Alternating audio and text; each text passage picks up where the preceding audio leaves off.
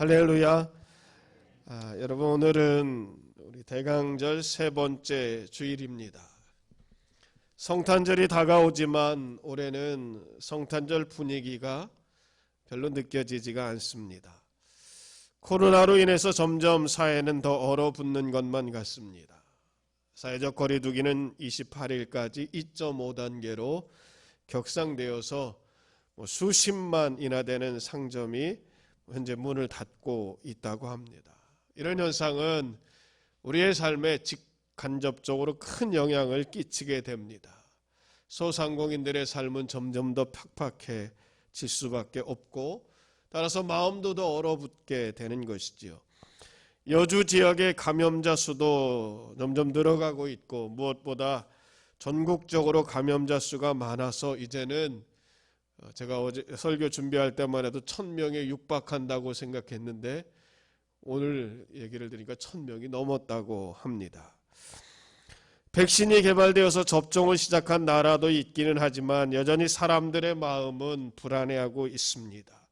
백신도 물론 중요하지만 우리에게는 또 치료제가 꼭 필요한 시간 아니겠습니까? 무엇보다 예배를 비대면으로 드리게 되어서 참으로 안타깝습니다. 예배 인원을 20명으로 한정해서 12월 한 달은 비대면으로 드리게 됩니다. 현장에서 예배를 드리지 못하는 분들은 영상으로 함께 할 수 있기를 부탁드립니다. 그런데 여러분 보시면 아시지만 12월은 교회적으로 많은 행사와 계획들이 있는 달입니다. 중요한 당회도 있고 구역회라든지 성탄절, 송구영신 예배, 기타 많은 것들이 있습니다. 그래서 한 해를 보내고 새로운 한 해를 계획하고 준비하는 시간입니다. 최선을 다해서 준비하고 임하도록 하겠습니다. 여러분들도 영상으로 또 현장에서 함께하는 시간을 갖기를 부탁을 드립니다. 오늘 첫눈인데 눈이 굉장히 이쁘게 왔습니다. 한방눈이 내리고 있습니다. 예전 같으면 참 즐겁고 기쁘고 야, 눈 참 이쁘다 했을 텐데 이제는 벌써 감정이 메말랐는지 삭막해졌습니다. 아유, 저거 언제 지우냐? 아니면 참 길이 미끄러울 텐데 그런 생각을 하게 됩니다. 여러분, 우리가 학창 시절에 생각하면 이렇게 눈 오면 너무 좋았죠. 성탄절 이렇게 생각해 보면 사실 올해 같은 성탄절은 앞으로도 없을 것 같지만 성탄절 가만히 생각해 보면 그냥 좋았습니다. 저는 중고등부 시절부터 이제 교회 신앙생활을 했는데 교회에서 성탄절을 보내면 그냥 왠지 그날이 좋았던 것 같습니다. 왜 기쁜지도 모르면서 마음이 설레이기도 했습니다. 성탄 전날 우리가 전야제라고 하죠. 전야제가 끝나면 각 부서별로 모여서 이렇게 선물 교환을 합니다. 그리고 모여서 이제 옹기종기 모여서 얘기도 하고 게임도 하고 이렇게 하다가 한 자정쯤 되면 교회에서 떡국 한 그릇 이렇게 제공해 줍니다. 만두 넣어가지고 떡국 만들어줘요. 그럼 그거 맛있게 먹고 새벽송을 돌았습니다. 여러분들도 기억하실지 모르겠지만 제가 학창 시절에는 새벽송 돌 때 등불을 들고 다녔어요. 혹시 여러분 기억하십니까? 청사초롱처럼 등불을 이렇게 들고 다니면서 새벽송을 돌았습니다. 성도님 집에 가서 기쁘다 구주 오셨네, 저들밖에 아니면 고요한 밤 이렇게 부르면 성도들은 가만히 듣고 있다가 문을 열고 이렇게 준비한 선물을 줍니다. 이렇게 각 가정마다 이렇게 찬송을 불러주는데 만일 그때 눈이라도 내렸다, 지금처럼 이렇게 한방눈이라도 내리면 아마 그곳이 천국이 아닐까 싶을 정도로 참 기분이 좋았습니다. 지금처럼 이렇게 삭막하진 않았어요. 이렇게 가정마다 돌아다니면 이 가정마다 선물 보따리를 줍니다. 과자를 이렇게 주시고 그러셨죠. 그러면 그것을 쌀자루에 담아서 낑낑거리면서 교회에 메고 오죠. 그리고 새벽 예배를 드리고 그리고 이제 성탄 예배에 참석을 했습니다. 그냥 그런 것들이 마냥 즐겁고 신났던 것 같아요. 성탄절이 왜 기쁜 날인지 크게 생각도 없이 그저 성탄절 분위기에 취해서 기분 좋았던 것 같습니다. 어떤 신학자가 그런 얘기를 하더라고요. 그 어렸을 때 했던 그것을 뿌리 경험이라고 합니다. 뿌리 경험, 신앙 용어로. 그게 어떤 거냐면 나무에 여러분 뿌리가 있지 않습니까? 그래서 이 나무가 뭐 이렇게 조금 이렇게 잘려나가든지 그렇더라도 뿌리가 든든하게 살아 있으면 다시 나무가 움트고 자란다는 거예요. 여러분 가지를 이렇게 그냥 듬성듬성 잘라놔도 뿌리가 든든하면 다시금 거기서 가지가 나고 잎이 나고 자란다는 것입니다. 이 신앙에 있어서 이거 어렸을 때 그런 소중한 추억들이 뿌리 경험인데, 그런 것이 있는 사람들은 이렇게 자라면서 뭐 청년 때 아니면 인생을 살다 보면 신앙적으로 방황할 때가 있지 않습니까?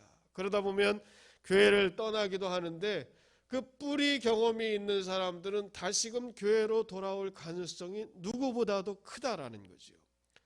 그래서 그 경험이 참 중요하다라고 이렇게 말합니다. 여러분들에게도 그런 소중한 경험들이 있지요. 성탄절 하면 그냥 기쁘고 즐겁고 감사하고 또 그랬던 마음들이 있습니다.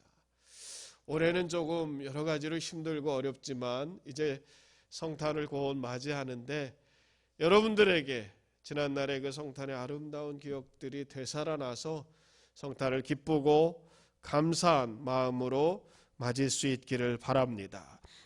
근데 여러분, 정말 성탄절은 정말 기쁜 날입니다. 누가복음에 보면 천사가 외치기를 예수님의 탄생을 온 백성에게 미칠 큰 기쁨의 좋은 소식이라고 했습니다. 온 백성에게 미치는 거예요.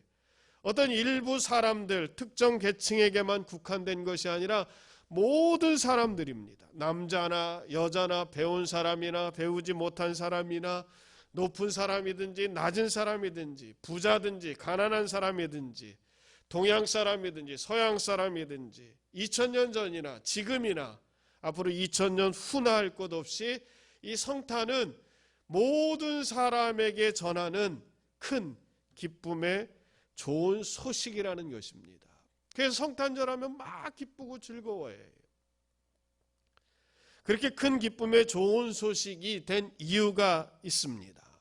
그 이유를 오늘 본문에서 찾아보려고 합니다. 오늘 이 본문은 예수님께서 자신의 공생애, 사생애를 마치고 사적인 개인의 삶을 마치고 이제 그리스도 메시아로서의 삶을 시작하면서 고향이었던 나사렛 회당에서 한 처음 설교의 장면입니다.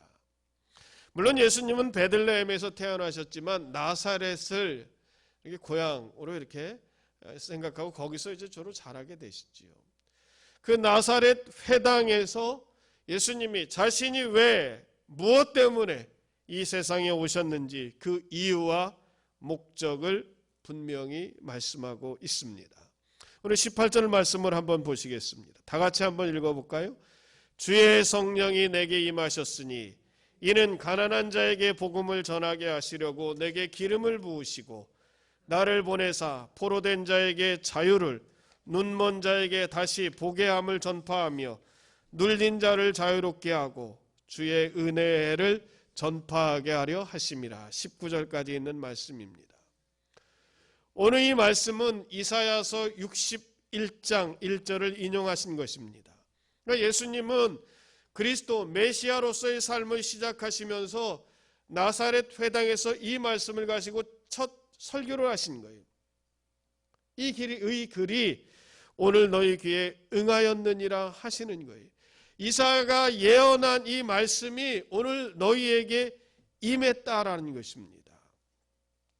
예수님이 오시기 전에 700여 년 전 이사야 선지자는 그리스도를 예언하고 그 그리스도가 오시면 바로 이렇게 된다라는 말씀이 예수님을 통해서 이루어졌고, 그리고 예수님은 온 백성에게 미칠 큰 기쁨의 좋은 소식을 지금 전하고 있습니다. 그러므로 여러분 오늘 본문에 보면 왜 그것이 좋은 소식인가? 첫 번째 보면 가난한 자에게 기쁜 소식을 전하기 때문입니다. 예수님이 이 땅에 오신 것은 가난한 자에게 복음을 전하게 하시려고, 가난한 자에게 복음, 기쁜 소식을 전해준다라는 거예요. 본문에서 말하니 가난한 자는 단순하게 돈이 없어서 물질적으로 가난한 사람만을 말하는 것은 아닙니다. 본문에서 말하는 가난은 물질이 없는 것뿐만 아니라 세상 어디에도 의지할 곳이 없는 사람들을 말합니다. 어느 누구도 의지할 사람이 없어요. 이웃도 의지할 수가 없고 심지어는 일가 친척, 부모님도 의지할 곳을 찾지 못하고 부모님에게도 의지하지 못하는 사람들이에요. 그러니까 이 사람들은 정말 어려운 일들을 만나고 힘든 일을 만나면 어디에 가서 누구에게 도움받을 만한 그런 사람이 없는 사람들이에요. 가난한 사람들이에요. 외롭고 예수님의 탄생은 이 사람들에게 큰 기쁨의 좋은 소식이 된다는 거예요. 여러분, 이렇게 의지할 곳이 없고 도움받을 곳이 없는 사람에게 좋은 소식은 무엇이겠습니까? 당신 누군가가 도와줄 수 있어. 당신 의지할 곳이 있어. 이것 아니겠습니까? 예수님이 바로 그렇게 오셨다는 것입니다. 우리가 믿는 여호와 하나님은 아무도 의지할 곳 없는 사람들을 위로하시고 사랑해 주시는 분이십니다. 아무도 돌아보지 않는 사람이라 할지라도 하나님은 돌아보시고 또 아무도 가까이 하지 않는 사람이라 할지라도 친구가 되어주시는 분이 바로 하나님이십니다. 여러분, 예수님의 태어나심과 죽으심까지 한번 생각해 보시기 바랍니다. 어찌 보면 예수님의 삶은 정말 서민들의 삶입니다. 서민들보다 더 못하면 못했지 더 뛰어난 건 아니에요. 여러분, 예수님은 유다 고을 중에서 가장 작은 베들레헴에서 태어나셨습니다. 그것도 짐승의 우리, 마구간이라고 생각할 수가 있습니다. 마구간에서 태어나셨습니다. 각색 병들을 고쳐주시고 굉장한 이적과 표적을 행하셨지만 예수님은 세상의 권세자들과 어울리지 않으시고 늘 가난한 자들, 소외받는 자들과 어울리시기를 좋아하셨습니다. 예수님이 이런 말씀하셨어요. 공중의 새도 머리 둘 곳이 있지만 인자는 머리 둘 곳조차 없도다. 공중의 새도 쉴 만한 공간이 있고 돌아갈 집이 있지만 인자, 예수 그리스도를 가르치는 거예요. 예수님은 머리 둘 곳조차 없다라는 것입니다. 여러분, 그렇게 사시다가 결국 십자가에 못 박혀 죽으셨습니다. 가난하게 태어났으면 좀 출세를 하시든지 아니면 좀 폼나게 사시든지 아니면 세상 권세자들과 좀 어울리시든지 그런 것도 아니면 돌아가실 때라도 좀 잘 돌아가시면 좋겠지만 예수님은 그런 거 조금도 관심하지 않으셨어요. 태어나셔서 살다가 돌아가시는 모습이 어쩌면 너무 비천했습니다. 왜 그러셨습니까? 예수님이 능력이 없어서가 아닙니다. 예수님은 그렇게 비천한 삶을 살게 된 이유는 가난한 사람들, 의지할 곳 없는 사람들을 위로하시고 친구가 되어주시기 위함인 줄을 믿습니다. 마구간 같은 곳에서 태어나셔서 정말 평생 짐승의 우리와 같은 곳에 살다가 가는 사람들에게 위로와 소망을 주시는 분이 바로 예수님 아니겠습니까? 여러분, 오늘 요즘 우리의 삶을 한번 보세요. 서민들의 삶은 정말 팍팍하기만 합니다. 왜 이렇게 어렵고 힘든지 모르겠습니다. 누군가를 의지하기도 힘든 시대를 살고 있습니다. 요즘은 여러분, 사람들에게과의 관계가 대부분의 다 물질로 이루어집니다. 돈에 관계된 것으로 이루어지기 때문에 정말 진심으로 의지하고 따뜻한 마음을 나누는 것이 참 어려운 시대 아니겠습니까? 요즘 정말 시기적으로 너무 팍팍한 것 같아요. 함께 아파하고 함께 외로워하고 함께 도움을 주는 것이 사람들의 마음 가운데 점점 사라지는 것 같습니다. 이때 오늘 주님께서는 우리들에게 소망을 주시고 위로자 되시고 또 우리와 함께 하시는 것을 믿습니다. 가난한 자에게 기쁜 소식을 전하기 위해서 주님이 오셨기에 성탄은 우리들에게 참 기쁨이 됩니다. 두 번째 이유는 여러분, 오늘 본문에 보면 포로된 자에게 자유를 주시기 위하여 이 땅에 오셨다고 했습니다. 내게 기름을 부으시고 나를 보내사 포로된 자에게 자유를. 여러분, 이렇게 포로된 자는 어떤 사람들이냐면 이 사람들은 육체적으로 갇힌 사람들뿐만 아니라 죄에 포로된 사람들을 말하는 거예요. 죄에 종된 사람들입니다. 요한복음 8장 30절에 34절에 보면 예수님께서 이렇게 말씀하셨어요. 진실로 진실로 너에게 이르노니 죄를 범하는 자마다 죄의 종이라 했습니다. 죄를 범하는 자마다 죄의 종이 된다는 거예요. 죄의 포로가 된다는 것입니다. 그러니까 포로된 자는 이 죄의 종된 사람들이에요.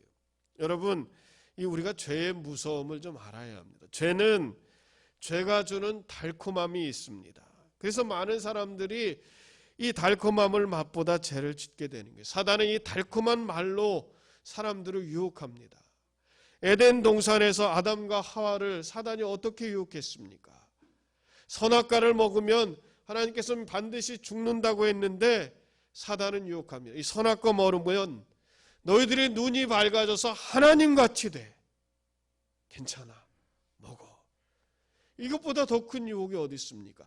하나님께서 창조하신 피조물인데 이 피조물이 하나님과 같이 된다니요.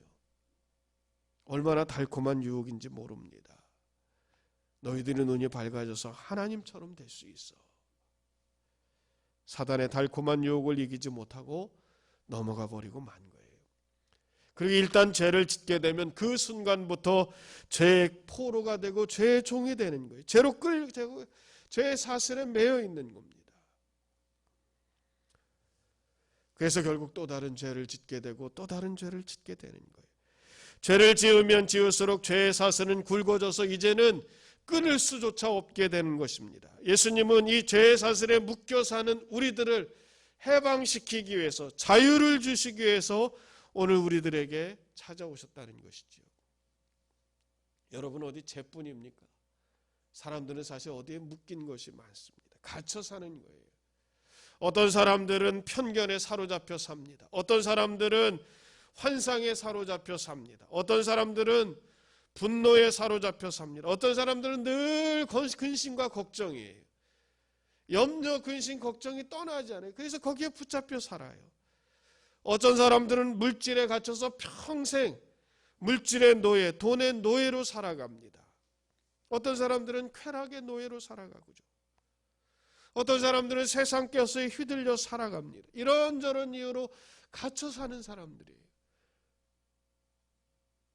이런 사람들을 해방하기 위하여, 자유를 주시기 위하여 예수님이 오신 것입니다. 그러므로 여러분, 우리가 하나님과의 만남, 즉 말씀을 통해서 예수님을 인격적으로 만나고 예수님의 말씀을 통해서 진리를 깨닫고 새롭게 되면 정말 세상에 있는 것들로부터 해방되고 죄에서 자유로울 수가 있는 거예요.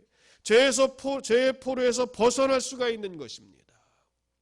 더 이상 죄로 끌려다니는 삶이 아니라 말씀을 따라 사는 삶, 말씀이 역사하는 삶, 하나님께서 역사하는 삶이 되는 줄을 믿습니다. 할렐루야. 바로 오늘 여러분과 제가 그런 삶을 살게 된 것을 믿으시기를 바랍니다. 주님의 말씀으로 새롭게 된 사람들이에요. 더 이상 죄가 우리를 끌고 다니는 것이 아니라 하나님의 능력으로 새롭게 사는 것을 확신할 수 있기를 바랍니다.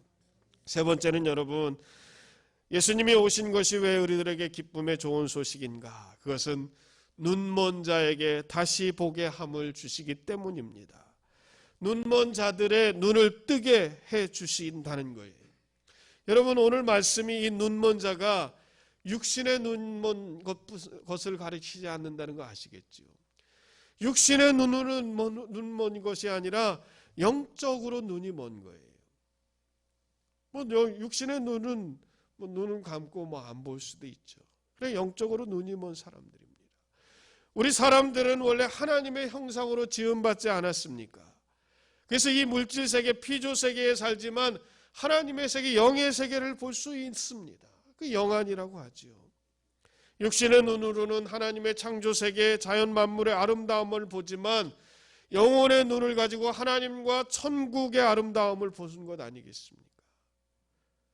우리가 눈으로 볼 수 없는, 우리의 육신의 눈으로 보이지 않는 하나님을 믿는 것은 바로 우리가 영의 눈으로 하나님을 깨닫는 것이죠. 우리의 육신의 눈으로 천국을 바라볼 수는 없지만 천국에 대해서 확신하는 것은 우리의 영의 눈이 있는 것 아니겠습니까? 그런데 여러분, 죄를 짓게 되면서 영안이 어둡게 되었어요. 사람들은 끊임없이 이 육신에 대해서 관계를 갖고 있습니다. 세상에 대해서 관심을 갖습니다. 잠깐이면 사라져버릴 것들에 얽매입니다. 왜냐하면 하나님의 세계를 바라보지 못하기 때문에 이 세상만을 바라보는 거예요. 이 세상만이 전부라고 생각하는 거죠. 만약에 우리가 이 세상에서 사라지면 그것으로 끝난다라고 생각하는 거예요. 그 사람들은 하나님의 나라를 볼 수가 없고 바라보지 못하는 것이지요. 그런데 예수님께서는 눈먼 자에게 다시 보게 함을 주신다라는 거예요. 요한복음 9장 39절에 보면 예수님께서 이렇게 말씀하셨습니다. 내가 심판하러 이 세상에 왔노니 보지 못하는 자들을 보게 하고 보는 자들을 소경되게 하려 함이라. 보지 못하는 자들을 보게 하고 보는 자들을 보지 못하게 한다라는 말씀입니다. 앞에서 여러분 보지 못하는 자들은 영의 눈이 어두워져서 하나님 나라를 보지 못하는 사람들, 이 사람들을 다시금 보게 하고 스스로 본다라고 생각하는 사람들, 이 세상의 것들만 보면서 본다라고 착각하는 사람들을 보지 못하게 하기 위함이라는 것입니다. 우리는 육신의 눈으로만 보는 것이 아니라 정말 이 마음으로, 영의 눈으로 하나님의 나라를 볼 수 있어야 합니다. 언젠가 제가 읽은 소설 중에 그런 내용이 있었어요. 어린 왕자라는 소설이었는데 이 어린 왕자가 이런 얘기를 합니다. 내 비밀은 이거야. 아주 간단하지. 마음으로 보는 거야. 마음으로 본다는 거예요. 마음으로 보아야 잘 보이고 원래 본질적인 것, 중요한 것은 마음으로만 보여. 눈으로는 보이지 않아. 우리의 육신의 눈으로는 이 눈에 보이는 이 물체들만 보는 거예요. 그러나 정말 중요한 것, 진정한 아름다운 것, 가장 소중한 것, 하나님의 나라, 천국, 구원, 그것은 우리의 마음의 눈으로 보게 된다라는 것입니다. 하나님이 창조하신 이 세계, 물론 우리의 육신의 눈으로 봐도 아름답습니다만 우리가 정말 마음으로 보아서 하나님을 찬양하고 보지 못하던 천국의 아름다움까지 볼 수 있는 우리들이 될 수 있기를 바랍니다. 이 땅에 살면서 참으로 추구해야 할 것이 무엇인가? 그것은 잠깐 있다가 사라지는 이 세상이 아니라 하나님의 나라인 것을 아시고 그것들을 바라볼 수 있는 눈을 가질 수 있기를 주님의 이름으로 축원합니다. 네 번째, 여러분, 예수님께서 오신 소식이 큰 기쁨의 좋은 소식이 되는 것은 눌린 자를 자유롭게 하시기 때문이다라는 것입니다. 여러분, 사람들은 어디엔가 이렇게 눌려 있지 않습니까? 세상 근심 걱정에 눌려 있습니다.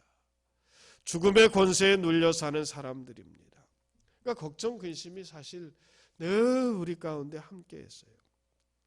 스트레스로 인해서 고통받고 뭔지 모르는 불안감에 따라 불안감에 쫓겨 살기도 합니다. 이런 사람들에게 예수님께서 이렇게 말씀하십니다. 마태복음 11장 28절에 보면 수고하고 무거운 짐진 자들아 다 내게로 오라. 내가 너희를 쉬게 하리라. 여러분, 수고하고 무거운 짐이 무슨 육신적으로 어떤 짐을 지고 있는 것 아니지 않습니까? 살다 보면 정말 수고하고 무거운 짐진 것 같지. 내 어깨에 큰 짐이 지어져 있는 것 같지. 다 내게로 와. 내가 너희를 쉬게 하리라 말씀하고 있습니다. 그리고 주님께서는 그런 사람들에게 참된 안식을 주시는 분이십니다. 그래서 눌린 자를 자유롭게 하시는 거예요. 그렇기 때문에 이 성탄이 정말 모든 사람들에게 미칠 큰 기쁨의 좋은 소식입니다. 그리고 마지막으로 오늘 19절에 보면 주의 은혜의 해를 전파하게 하려 하십니다. 예수님께서 이 땅에 오셔서 하신 것 중에 무엇이냐면 주의 은혜의 해를 전파하신다는 것입니다. 이 은혜의 해는 유대인들이 지키는 희년을 가리킵니다. 희년. 그러니까 예수님이 이 땅에 오신 것은 이스라엘 백성들에게 희년을 선포하기 위함이라는 것입니다. 이 희년에 대해서는 레위기 25장에 보면은 잘 기록되어 있습니다. 이스라엘 하나님께서는 말씀하시기를 7년을 기준으로 해서 6년 동안 농사하고 7년째는 좀 안식하게 했어요. 쉬게 했습니다. 그러니까 농토라든지 그러니까 토지 같은 거 농사하지 않게 한 거죠. 그래서 7년이 7번씩 지나고 49년이 지나서 50년째를 희년으로 선포하셨습니다. 이 희년이 되면 하는 것들이 있습니다. 하나는 뭐냐면 빚진 자들의 빚이 다 탕감되었습니다. 그리고 두 번째는 노예들의 고통스러운 노예 생활이 회복되어서 가족들에게 돌아갈 수 있었습니다. 노예 생활하다가 희년이 되면 끝, 자유. 그래서 가족으로 돌아갔어요. 또 잃어버렸던 땅이 있으면 여러 가지로 흉년이라든지 기근을 만나다 보면 땅을 잃어버리기도 하고 또 땅을 이렇게 이런저런 이유로 빼앗기기도 하는 경우가 있어요. 그 잃어버린 땅이 있으면 그 잃어버린 땅도 되돌려 받았습니다. 또 뿐만 아니라 희년에는 땅을 경작하지도 않았습니다. 그러니까 가축도 땅도 해방이 되는 그런 날이에요. 이렇게 하는 목적은 뭐냐면 원래의 모습으로 회복시키기 위함이다라고 말씀드릴 수가 있습니다. 그러니까 빚진 자들의 빚을 탕감해주고 또 노예들을 자유롭게 해주고 잃어버린 땅도 되돌려주고 또 땅을 경작하지 않으면서 본래의 그 모습들, 본래의 모습으로 회복되게 하기 위함이 바로 희년의 목적이었어요. 예수님이 이 땅에 오신 것은 바로 이 희년을 선포하시기 위함이라는 것입니다. 다시 말씀드리면 예수님이 이 땅에 오셔서 희년을 선포하셨다는 거예요. 그것은 뭐냐면 너희는 다 하나님의 자녀였는데 죄를 짓는 바람에 죄의 노예로 살고 죄에 끌려다니는 삶을 살았지만 이제는 하나님의 자녀로 회복되었다라는 것을 가르쳐 주시는 것입니다. 우리를 창조 때 아담과 하와의 죄 짓기 전에 상태로 되돌리기 위해서 오셨다라고까지 이렇게 말씀드릴 수가 있습니다.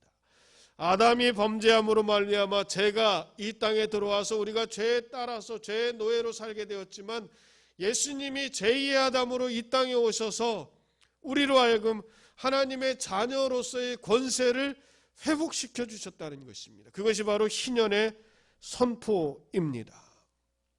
그러므로 여러분 성탄은 이 땅에 희년을 선포하러 오신 예수님을 기념하고 기억하기 때문에 큰 기쁨에 좋은 날, 기쁜 날이라고 말씀드릴 수가 있습니다. 어렸을 때 그냥 마냥 성탄절이 되면 즐겁고 기뻤다 말씀드렸습니다. 그런데 생각해 보면 그 마음이 맞는 거예요.